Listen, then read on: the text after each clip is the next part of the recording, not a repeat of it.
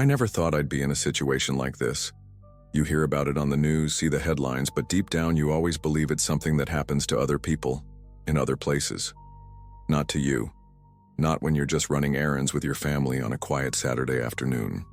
It was around 3 p.m., and my wife Sarah and I had taken our 2 kids, Emma and Noah, to Target. Just a normal weekend trip, grabbing some groceries, a few household items, and letting the kids pick out a toy each. The store was busy but not packed. The usual mix of moms with strollers, teenagers hanging around the electronics section, and older couples leisurely browsing the aisles. Everything was so painfully ordinary. Until it wasn't. We were near the back of the store when we heard it, 2 loud bangs near the front. It was distant enough that at first I didn't even register it as gunfire. Maybe something fell, a shelf tipping over, a pallet dropping in the stockroom. But then the screaming started. People were yelling, panicked voices rising over the store's usual hum.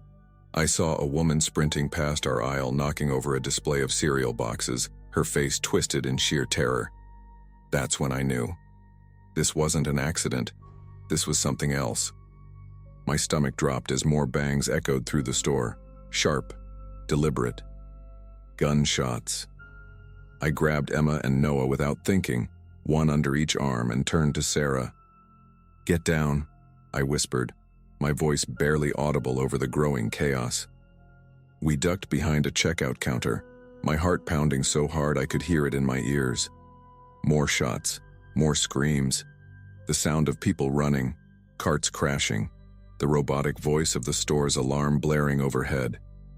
I peeked around the edge of the counter, my breath caught in my throat. He was walking, just walking. A young guy, couldn't have been older than 20, dressed in dark clothes, a gun gripped loosely in one hand like it weighed nothing. He wasn't running, wasn't shouting, just strolling down the aisles like he was shopping. The casualness of it made it even worse. A woman tried to make a break for it near the entrance, her toddler clinging to her hip.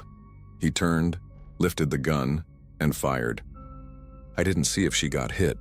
I yanked my head back behind the counter, gripping my kids so tightly that Noah whimpered. Sarah was shaking, one hand over her mouth to keep from making a sound. My mind was racing. How many exits did this place have? Where was security? Were the doors locked? My phone was in my pocket, but I didn't dare move to grab it. I didn't know where the shooter was now. The store felt enormous and suffocating all at once. I had never felt so helpless in my life. The sounds of chaos filled the air, people knocking over displays, shopping carts crashing against shelves, the distant sound of crying. Every few seconds another shot rang out, and every time my whole body tensed. I wasn't sure if I was holding my breath or hyperventilating. My brain felt like it was moving 1,000 miles a minute, trying to piece together some kind of plan. But what plan? There was nowhere to go. The front of the store was a death trap, and I had no idea where the shooter was now. We were sitting ducks, just waiting for him to come around the corner.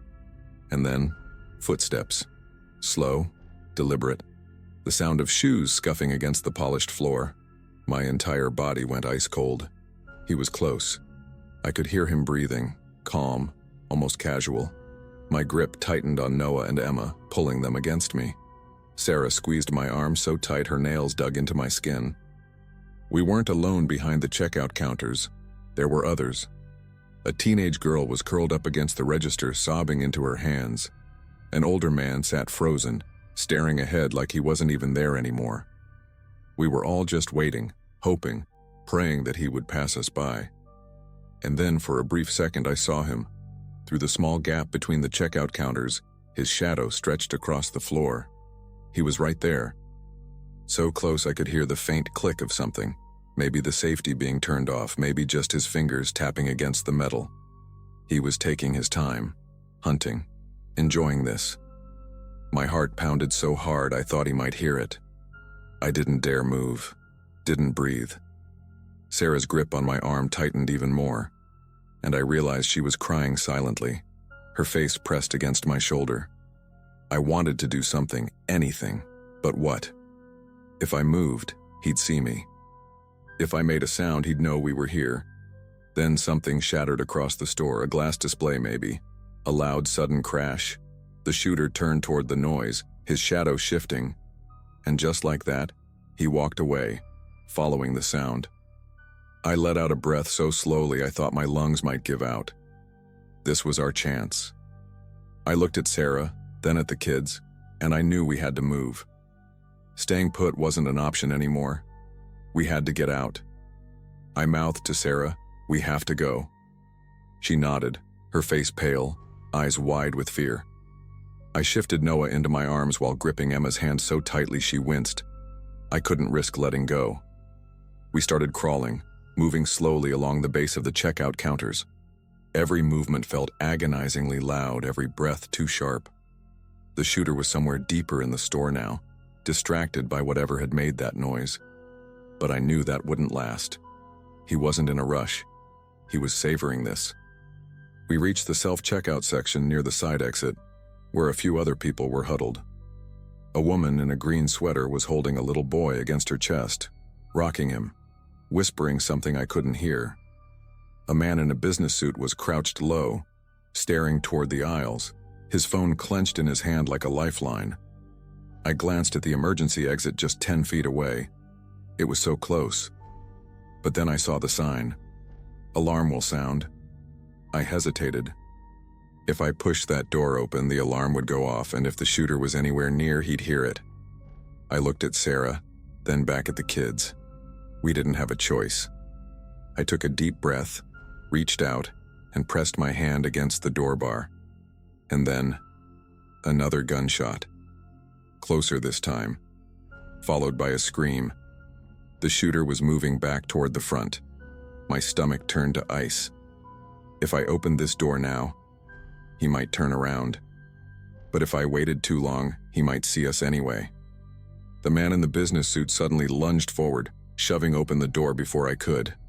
The alarm blared through the store, loud and shrill.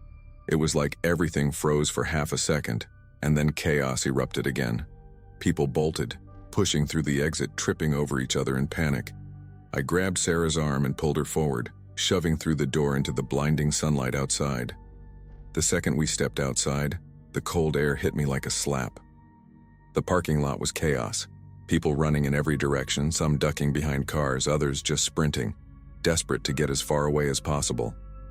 The alarm was still blaring from inside the store, mixing with the distant wail of sirens. I didn't stop moving. I gripped Emma's hand, held Noah against my chest, and kept pushing forward, not looking back. Sarah was right beside me, her breath coming in short, panicked gasps. Then, another gunshot. This time from behind us. I turned my head just enough to see the glass entrance doors shatter outward. The shooter had followed. He stepped outside like it was nothing, like he wasn't the reason all these people were running for their lives. The gun was still in his hand, his face blank, emotionless. He raised it toward the parking lot, toward us. My brain screamed run, but my legs had locked up. I felt like I was moving through wet cement. And then, another sound. A new one. Pop, pop, pop, sharp, fast. I flinched, expecting more gunfire, but this time it wasn't coming from him. It was coming at him. A security guard, or maybe an off-duty cop, someone with a gun, had fired back. The shooter staggered, his body jerking backward like he'd just tripped over something. He dropped to the ground. People were still screaming, still running, but I couldn't move.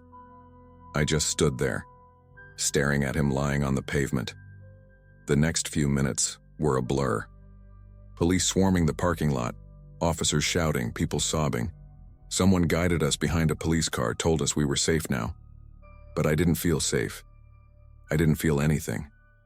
I just sat on the pavement, holding my kids, listening to the distant sirens and the murmurs of strangers. It was over. But the worst part? The part that still keeps me up at night? He never said a word. The entire time, through all of it, he never spoke. Not once.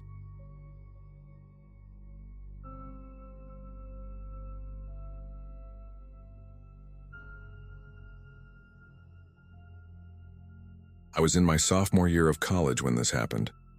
It was mid-November and the nights had already started getting colder. I had a late class that day, and by the time I left campus, I realized my fridge was empty. The Target near my apartment closed at 11 p.m., so I figured I had time to grab a few things. I didn't usually shop this late, but the store was mostly empty, which made everything quicker. By the time I checked out and stepped into the parking lot, it was close to 10:30 p.m. The air was crisp, and the lot was nearly deserted except for a few scattered cars under the yellowish glow of the streetlights. I parked farther than usual, not by choice but because I was in a rush and didn't bother looking for a better spot.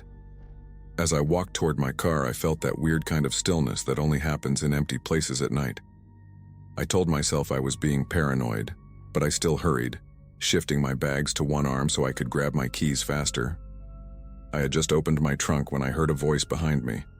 "Excuse me?" It was a woman's voice, polite, almost apologetic. I turned around to see her standing a few feet away. She looked like she was in her late 30s, maybe early 40s, dressed in a beige coat, hair neatly pulled back and a soft smile on her face. Not threatening at all. She told me her car wouldn't start and asked if I could help her jump it. For a second, I hesitated. Something about the situation didn't sit right with me, but I couldn't pinpoint why. She wasn't dirty or disheveled, didn't seem frantic or upset, just a normal woman who needed help. "I don't know much about jump starting," I said, hoping that would be the end of it. But she smiled and gestured toward the far end of the lot. "Oh, that's okay. I have the cables. My car's just over there." She pointed to a vehicle parked near the edge of the lot, where the light barely reached. Something in my gut told me to say no, but she didn't look dangerous and I felt ridiculous for assuming the worst. So I sighed and nodded, locking my car before following her. As we got closer, I started feeling uneasy. The car was older, a dark-colored sedan, but that wasn't what bothered me. It was the shadow in the driver's seat. Someone was sitting there, barely visible through the dark windshield. My steps slowed. "Who's that?" I asked, my voice tighter than I meant it to be. The woman didn't answer. Instead, she suddenly grabbed my arm. The second her fingers wrapped around my wrist, I reacted on instinct. I yanked my arm back hard, nearly dropping my bags. "Hey, what the hell?" My voice came out sharp, louder than I expected in the empty lot. For a split second, her expression changed. The friendly, polite mask she'd been wearing slipped, replaced by something colder, calculating. She didn't try to grab me again, but she also didn't move away. I took a few quick steps backward, my heart hammering in my chest. That was when I saw it. The figure in the driver's seat shifted slightly, just enough for me to realize he'd been watching the entire time. I don't know how I knew, but I knew he was about to get out of the car. My stomach dropped. This wasn't just some weird encounter. This was wrong. Every part of my body screamed at me to run. Without thinking, I spun around and bolted back toward the store. My legs felt like lead, my breath ragged as I sprinted across the lot. I expected to hear footsteps behind me, but I didn't dare look back. I reached the entrance, nearly colliding with the automatic doors as they slid open. I stumbled inside, gasping, and spotted a security guard standing near the checkout lanes. I must have looked insane, wild-eyed, out of breath, because the moment I blurted out what happened, he didn't hesitate. He grabbed his radio, speaking quickly into it as he headed for the doors. Another employee followed, and I stayed back, watching as they stepped outside. From where I stood, I could see most of the parking lot through the glass windows. My car was still there.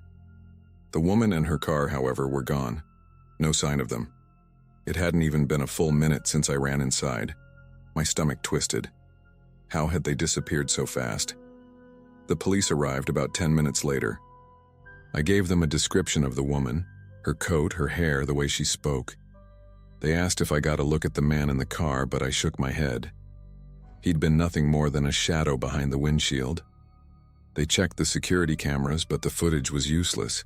The far end of the lot wasn't well lit, and the angle barely caught anything. The only thing that was clear was me walking with the woman, and then me running back alone. No license plate, no way to track them. It was like they were never there. The cops told me I did the right thing by running. One of them, an older guy with tired eyes, glanced at me and said, "You were about to be taken." Those words sent a cold chill through me. I kept replaying the moment she grabbed me, the way she didn't even try to explain herself. She was leading me straight to that car, straight to him, and I had almost gone willingly. That thought alone made me sick. They took my statement, but without a plate or clear footage, there wasn't much they could do. I didn't sleep that night. Every time I closed my eyes, I saw her face, that perfect, practiced smile. I wondered how many times she had done this before. How many other people had she approached in parking lots, always polite, always harmless, until the moment they weren't. The scariest part was how normal she looked. If she had been some scruffy, desperate-looking stranger, I would have never walked with her. But she wasn't. She was the kind of person you wouldn't think twice about helping. And that was the whole point. For weeks after that, I couldn't shake the paranoia. Every time I left a store at night, I scanned the parking lot like my life depended on it. I parked as close as possible to the entrance, keys gripped tight in my hand. Even now, years later, I still feel uneasy when I hear someone call out, "Excuse me," in a parking lot. I don't stop. I don't turn around. I don't take any chances. Because the truth is, I don't know what would have happened if I had gotten any closer to that car. If I had hesitated a second longer. If I hadn't pulled away when I did. Maybe they would have forced me inside. Maybe my face would have ended up on some missing persons flyer. Or maybe, just maybe, no one would have ever found me at all.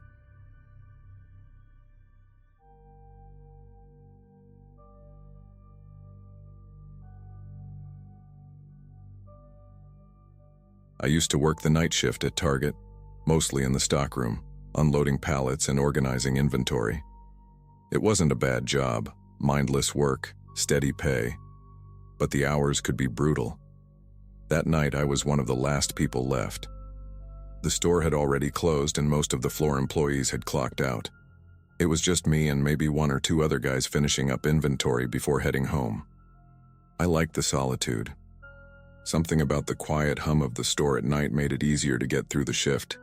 But that night the silence didn't feel peaceful. It felt wrong. I was stacking a few boxes near the back when I heard it. Footsteps, slow, deliberate, coming from somewhere in the stockroom. At first I didn't think much of it. Probably Mike or Jordan, two other guys who were closing with me. "Yo, that you?" I called out, expecting a response. Nothing. Just the steady hum of the store's ventilation. I frowned, brushing it off. Maybe I was just hearing things after hours of moving heavy boxes. But then, just as I turned to grab a new pallet, something caught my eye. Behind one of the taller stacks of inventory, barely visible between the gaps in the boxes, a man was standing. He wasn't moving, wasn't making a sound, just standing there. My whole body locked up. I could only see part of him. His shoulder, the side of his face, the way his arm hung at his side. He was dressed in dark clothes, but I couldn't make out any details in the dim light. My heart pounded in my chest, and a deep, primal fear crawled up my spine. I wasn't supposed to be alone back here. No one else should be in the stockroom. I forced myself to breathe, swallowing the lump in my throat. "Hey, you good, man?" My voice came out shakier than I'd like to admit. No answer, no movement. The longer I stood there, the more I felt this overwhelming sense that I needed to leave. Now. I bolted toward the exit, nearly knocking over a stack of boxes in my rush. My fingers fumbled with my radio as I gasped into it. Security, someone's in the stockroom. My pulse hammered in my ears as I reached the main floor, where the overhead lights felt blinding after the dimness of the back room. I found the nearest security guy, a stocky dude named Ray, and told him everything. He frowned but didn't hesitate. "Stay here," he said, heading toward the back. I waited near the front of the store, trying to steady my breathing. My hands were shaking and I kept glancing over my shoulder, half expecting to see that man standing at the end of an aisle just watching me. A few minutes passed before Ray's voice crackled through the radio. "I don't see anyone back here," he said. "Are you sure you saw someone?" I wanted to say yes, I'm sure, But something about his tone, calm, skeptical, made me hesitate. I wasn't sure of anything anymore. Maybe I was overtired. Maybe the shadows had played tricks on me. "Check the cameras," I said instead, my voice quieter now. "Just check." Ray didn't argue. He headed to the security office and I followed a few steps behind, still feeling like I shouldn't be alone. The security room was a cramped space lined with monitors, all showing different angles of the store. Ray pulled up the stockroom footage, rewinding to when I had called him. I watched myself on the screen pacing near the pallets, then stopping. My body tensed as I saw the exact moment I had turned and looked, the moment I had seen him. But on the footage, there was nothing. Just stacks of boxes. My heart sank. I was about to say something, maybe apologize for wasting his time, when Ray frowned and rewound the footage again, but this time he went back further. "Wait," he muttered. He leaned closer to the screen, and I followed his gaze. The camera had a slightly different angle than my line of sight. For a split second just before I turned, there was someone there, a shadowy figure standing behind the boxes, barely distinguishable from the darkness. But then, in the next frame, he was gone. No movement, no sign of him leaving, just gone. Ray exhaled sharply and leaned back in his chair. "What the hell?" We checked the next several minutes of footage. No one entered. No one exited. The back door was locked, the emergency exit alarm hadn't been triggered, and yet, the man had been there. We both sat in silence, staring at the screen like if we just watched long enough, we'd see something explain it away. But there was no explanation. Ray finally turned to me, his usual tough guy expression replaced with something uneasy. "Go home, man," he said. "Just go home." I didn't need to be told twice. I grabbed my stuff from the break room and left without even clocking out properly. The drive home was a blur. I don't even remember if I hit any red lights. All I could think about was that image on the screen, that man, standing there, watching me, and then, gone. I told myself it had to be some kind of mistake, a glitch in the camera, maybe a trick of the light, but deep down, I knew better. I felt him there. That sickening, paralyzing sensation of being watched. That wasn't something a camera could fake. I barely slept that night. Every time I closed my eyes, I saw the stockroom, the dim lighting, the endless stacks of boxes, and him standing just out of sight. I wanted to convince myself it was a one-time thing, some weird coincidence.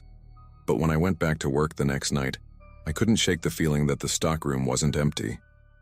I avoided going in there alone, making excuses to stay on the floor as much as possible. The few times I had to go in, I kept my head down, moved quickly, and never looked toward the far end. A week later, I overheard one of the other employees talking in the break room. "You ever get that feeling that someone's watching you in the stockroom?" My stomach dropped. I turned to see Jordan, the guy I thought might have been there that night. He laughed it off, but the way he rubbed the back of his neck told me he wasn't joking. "Swear to God, man, sometimes I hear footsteps when I know I'm alone. Gives me the creeps." I didn't say anything. I just nodded and sipped my coffee like it was the most normal thing in the world. But inside, I knew I wasn't crazy. I ended up quitting a few months later, not because of him, at least not directly. Just moved on to something better. But sometimes when I'm out running errands late at night and pass by a Target, I feel that same unease creeping up my spine, like something is watching me from just beyond my line of sight. And I can't help but wonder if that man, the one who never left, is still there.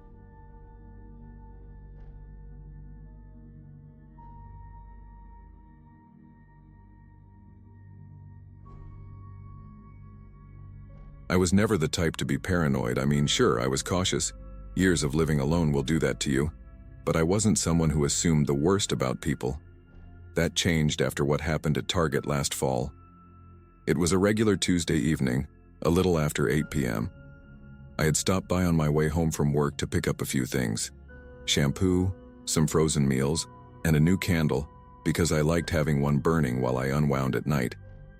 The store wasn't too busy, just the usual mix of late-night shoppers and tired employees waiting for their shifts to end. As I walked in, I noticed a man standing near the entrance, leaning against the wall like he was scrolling through his phone.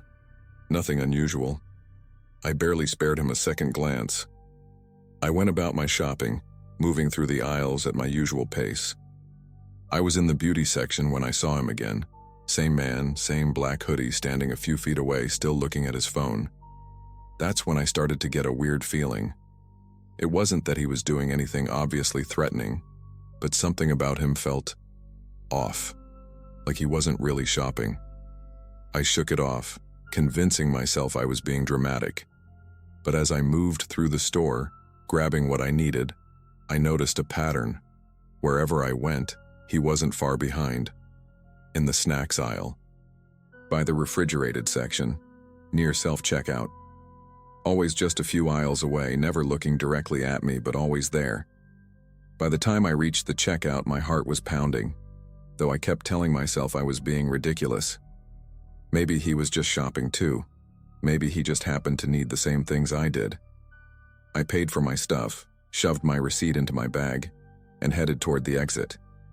The moment I stepped outside, the cool night air hit me, making me realize just how tense I was. I glanced around the parking lot, trying to spot where I had parked, when I heard footsteps behind me, slow, steady. I didn't have to turn around to know it was him. I picked up my pace, gripping my keys in my hand like I'd always been told to do. My car wasn't far, just a few rows down. I clicked the unlock button as I approached, the lights flashing in response. That's when I heard something change behind me. The footsteps weren't slow anymore. They were faster, purposeful. I risked a glance over my shoulder, and my stomach dropped. He wasn't pretending to be on his phone anymore. He was looking right at me, walking straight toward my car. I didn't think, I just reacted. I yanked open the driver's side door and threw myself in, slamming it shut so hard the whole car shook. My hands fumbled with the lock, and just as I pressed the button, I saw his hand reach for the handle. He tugged once, twice. The door didn't budge.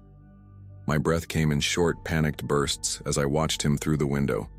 He didn't yell, didn't pound on the glass. He just stood there staring at me through the tinted surface, his face blank, expressionless. For a few awful seconds, we were frozen like that. Me gripping the steering wheel so tightly my knuckles went white. Him just standing there, one hand still resting on the handle, as if waiting for me to do something. Then, just as suddenly as he had approached, he stepped back. No anger, no frustration, just a slow, deliberate movement. He turned and walked away, disappearing between the parked cars like he had never been there at all. I sat there, heart hammering against my ribs, trying to process what had just happened. I didn't move until I saw him again, this time further down the lot, getting into an old, dark-colored sedan. He didn't speed off. He didn't even glance in my direction. He just sat there, waiting. My instincts screamed at me not to drive home. What if he followed me? What if he already knew where I lived? My fingers trembled as I grabbed my phone and called my best friend, Rachel. The moment she picked up, I told her everything in a rush, my voice barely above a whisper. She didn't hesitate. "Drive straight to my place," she said. "Now." So I did. I backed out of my spot, forcing myself not to look in his direction, and pulled onto the main road. My pulse didn't slow until I saw Rachel's apartment complex in the distance. I parked right by the entrance and sprinted inside, barely able to breathe. When I finally locked her door behind me, I felt my entire body sag with relief. I was safe. But one thought kept running through my mind, over and over. What would have happened if I hadn't locked my door in time? Rachel didn't waste any time. She made me sit down, handed me a glass of water, and told me to breathe. I must have looked as bad as I felt because she didn't even try to tell me I was overreacting. Instead, she asked if I got a good look at him, if I remembered his car's license plate. I shook my head. My mind had been so focused on escaping that I hadn't thought to memorize anything. Still, I knew what I had seen. He had followed me. He had tried to get into my car. That wasn't a misunderstanding, that was intentional. We debated calling the police, but what would I even say? A man was in the same store as me and walked to the parking lot at the same time? He tried my car door but left when he couldn't get in. It wasn't like he had threatened me, and I had no real proof he had been following me on purpose. The more I tried to explain it out loud, the more ridiculous it sounded, like I was just another paranoid woman blowing things out of proportion. But deep down, I knew. I knew what had almost happened. I ended up staying the night at Rachel's, too shaken to drive home. Even when I finally closed my eyes, my mind kept replaying those few terrifying seconds. His hand on my door handle, his blank stare, the way he had walked away so calmly, like he hadn't just tried to get inside my car. The next morning, I had to work up the courage to check my own driveway, half expecting to see that dark sedan parked across the street. It wasn't. But that didn't make me feel any better. It's been months now, and I haven't seen him again.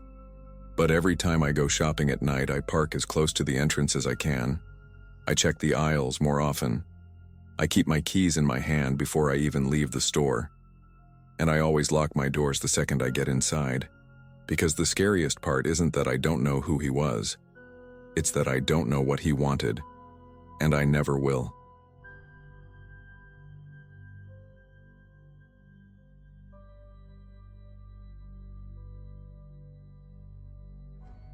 I remember that night like it just happened. It was a Tuesday sometime in late October, and my son, Ethan, had just turned 5 a few weeks earlier. We had a little tradition. Every time I got paid, I'd take him to Target so he could pick out a small toy. Nothing big, just something new to add to his growing collection of cars, dinosaurs, and whatever random things caught his attention that week. It was our little thing, a moment just for us. And honestly, I enjoyed it as much as he did. That night, the store was nearly empty. It was late, around 8:30 p.m., and the fluorescent lights buzzed faintly overhead as we wandered into the toy section. Ethan was walking a few steps ahead, scanning the shelves, when he suddenly stopped. His small fingers clutched the hem of his hoodie and he tilted his head slightly. "Who's that girl?" he asked, his voice curious but quiet. I frowned and looked up from my phone. At first, I didn't see anyone. Just rows of plastic packaging, colorful boxes stacked high, and a few aisles stretching into the distance. But then between the shelves, I spotted her. A little girl, maybe 5 years old, peeking out from behind a display of board games. She had wide, dark eyes and a blank expression, her tiny fingers gripping the edge of the shelf. She wasn't wearing shoes. Just light pink pajamas, slightly wrinkled, like she'd just rolled out of bed. My first thought was that she had wandered away from her parents, but as I glanced around, there was no one else nearby. No frantic mother searching for her child. No store employees looking concerned. Just me, Ethan, and this silent little girl watching us. I opened my mouth to say something, maybe ask if she was lost, but before I could get a word out, she was gone. Just like that.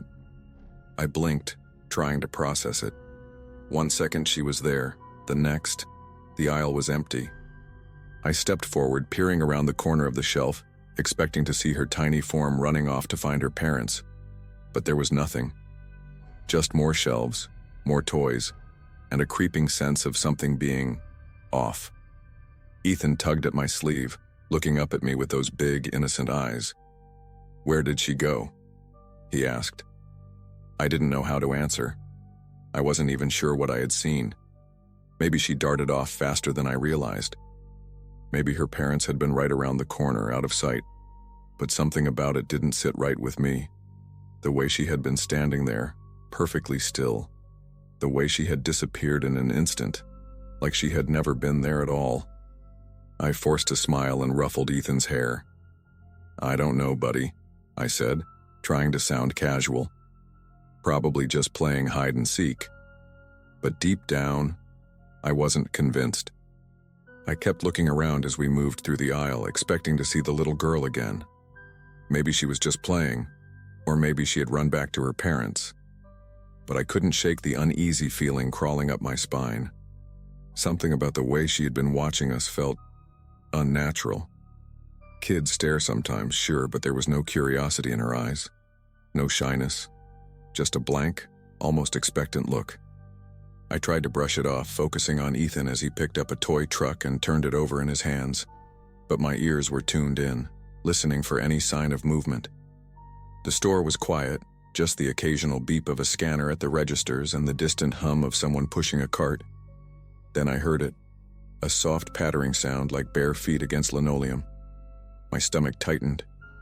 I turned my head just in time to see a shadow flicker at the end of the aisle, disappearing around the corner. My first instinct was to follow, but something about it made me hesitate. I wasn't sure why.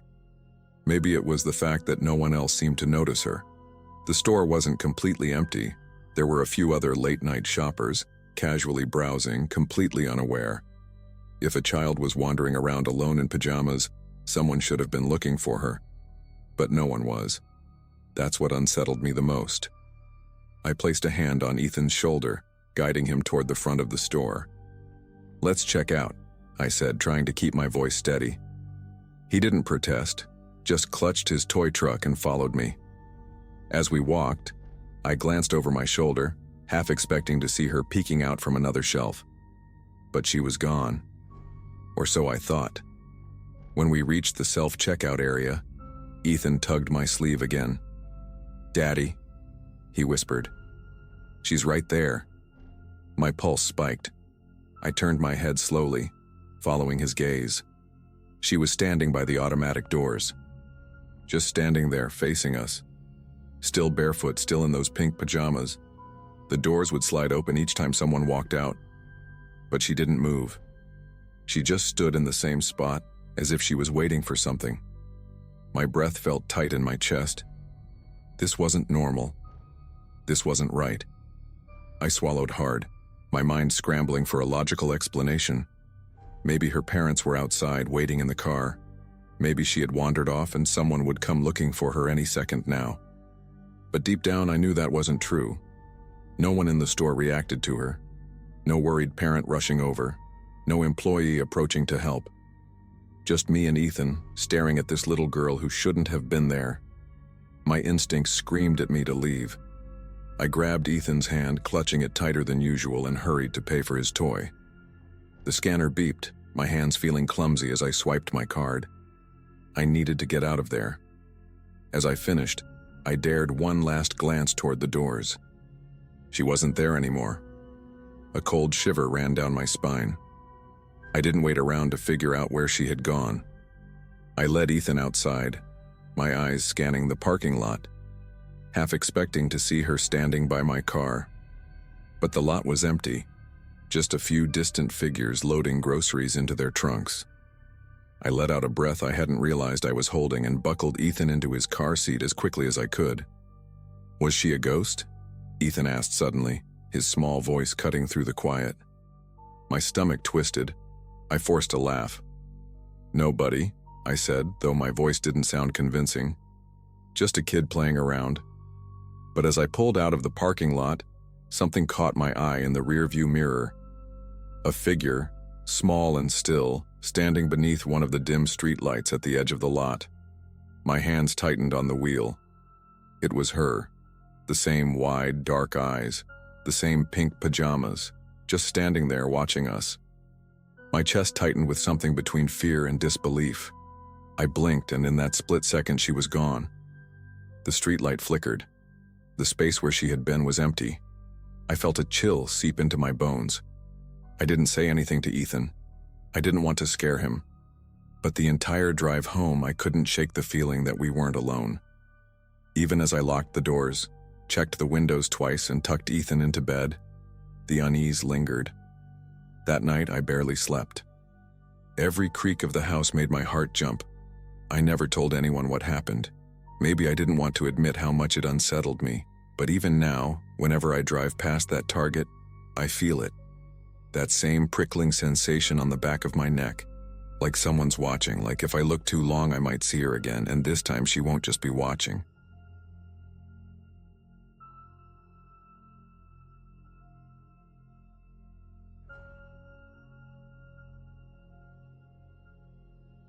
I don't usually go to Target in the middle of the afternoon, but that day I had no choice. It was last fall, a Thursday, I think. I had just gotten off work early, and since my husband had our car, I took an Uber to pick up a few things we needed for the weekend. The store was quiet, mostly parents with young kids and older folks moving slowly through the aisles. I was halfway through my list, pushing my cart absent-mindedly, when I noticed a couple ahead of me. Nothing about them stood out at first, just a man in his late 40s wearing a gray hoodie and a woman in a baggy jacket, her blonde hair tied up messily. What caught my eye was the child in their cart. He wasn't throwing a tantrum or fidgeting like most kids. He just sat there, frozen, his small hands gripping the red plastic sides. At first I thought maybe he was just tired, but something felt off. His wide eyes darted around, scanning the store like he was looking for someone. His small mouth was pressed in a tight line, and I could see his legs tensed like he wanted to get up but didn't dare. The woman whispered something to him, and he flinched, turning his face away. That's when my stomach twisted. I didn't know what I was looking at, but my instincts told me something wasn't right. I slowed my cart, pretending to check a shelf of paper towels while I stole another glance at them. The man pushed the cart faster, his face stiff, like he was in a hurry. I told myself I was overthinking it. Maybe he was just a grumpy kid having a bad day. Then, the scream came. It was sharp, raw, the kind of sound that makes your entire body go cold. A woman's voice, breaking into sobs, rang out from the next aisle over. My son. Where's my son? He was just here. My breath caught in my throat. My eyes snapped back to the little boy in the cart. He wasn't looking around anymore.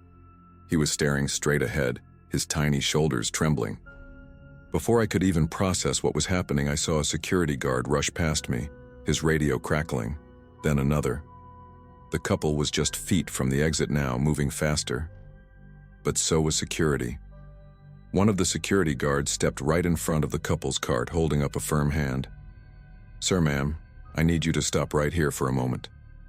The man's grip tightened on the cart handle, his knuckles turning white. "What's the problem?" he asked, his voice flat.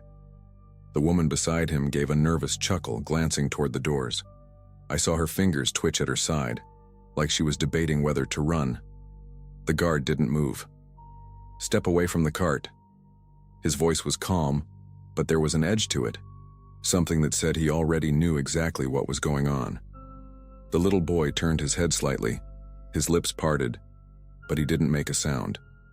He looked like he was caught between hope and fear, like he wasn't sure if crying out would make things better or worse.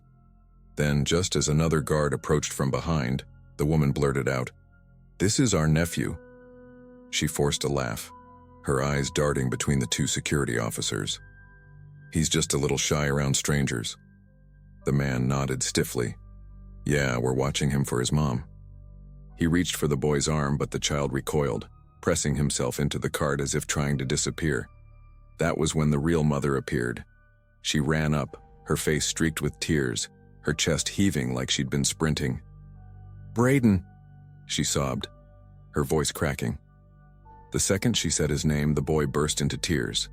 He scrambled over the side of the cart and ran straight into her arms, burying his face in her shoulder. The woman holding the cart took a step back, her face pale. "This is just a misunderstanding," she muttered, shaking her head. But no one was listening to her anymore. The mother was clutching her son so tightly, I wondered if she'd ever let go again. By now, more employees had gathered. Shoppers were staring, whispering to each other, their carts abandoned in the aisles. A store manager arrived, speaking in hushed tones with security, but I barely registered any of it. My whole body was buzzing with adrenaline. I had been seconds away from watching that child disappear forever. The man and woman were escorted toward the back of the store, their protests weak, almost rehearsed. But it was the security footage that sealed it. Later, when the police arrived, the officers reviewed the tapes and saw everything. How the man had casually reached for Braden's hand when his mother turned away for just a second, leading him off as if they belonged together. I stayed in the store for a while after that, just standing near the checkout lanes trying to wrap my head around what had just happened. The mother was still sobbing, rocking Braden back and forth while a store employee brought her some water. People were staring, but no one knew what to say. What could you even say? That couple had almost gotten away with it. If the mother had looked away for just a few more minutes, if security hadn't acted fast, that little boy might have been gone forever. The police took the couple into custody, But even as they were being led away in handcuffs, they kept up their act. "We thought he was our nephew," the woman repeated, her voice hollow. "It was just a mistake." But no one believed them. I don't know what happened to them after that. If they had tried this before, if they were part of something bigger. All I know is that they had a plan, and they had done it so smoothly, so naturally, that no one had noticed. No one except a terrified little boy sitting stiffly in a cart, too scared to move. I think about that day a lot. About how easy it was for something so awful to unfold in the middle of a bright, busy store, surrounded by people. I wonder how many times I've walked past a situation like that without realizing it. It makes me sick to think about. Now, whenever I'm in a store and I see a kid looking uncomfortable, I pay attention. I don't assume things are fine just because no one else seems worried. That mother was lucky, Braden was lucky, and maybe I was lucky too, because if I hadn't slowed down to take a second look, I don't know if anyone would have noticed in time.